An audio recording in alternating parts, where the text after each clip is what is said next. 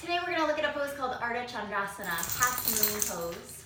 So in order to do this pose, you'll need a wall space, and a block or something that you can put your hand on when we get into the pose to create some stability for that limb.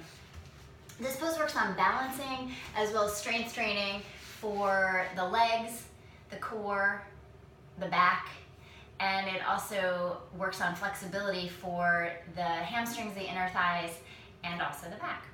So it serves a lot of purposes, and it's a fairly challenging pose. That's why the wall can come in handy. So grab your props. We're gonna step our legs wider than the wall. And I've got my feet probably a good 3 or 4 inches away from the wall, and I'm leaning into it. I'm gonna turn my right toes out. So I'm turning my right toes away from the midline of my body, which rotates the whole right leg open. We're gonna take the block into the right hand, and as you bend the knee, reach down, put the block onto the floor. I'm beginning to transfer my weight into my right hand and my right foot. So you can see me kind of negotiating the balance here. I am leaning also my right hip into the wall, so that as I transfer, I can use the wall as a helpful guide to my balance. I'm lifting my left leg up to hip height. It doesn't always get up there based on strength and flexibility. That's something that can come over time, but we're working to use that outer hip strength to lift that left leg up into the air, and then I'm flexing the toes and pulling them towards my face. That helps to strengthen the leg in general. I've got weight on my right foot and my right hand, and then I'm gonna reach my left arm up to the ceiling. The whole time I'm leaning back into the wall. Even now at this point, my left foot, my left heel is touching into the wall. So for ease of balance or points of focus for your eyes, the easiest place to look is down towards the ground. Next most difficult place to look is out towards the video. And then the most difficult is to rotate your head up to look, eyes up towards that top hand.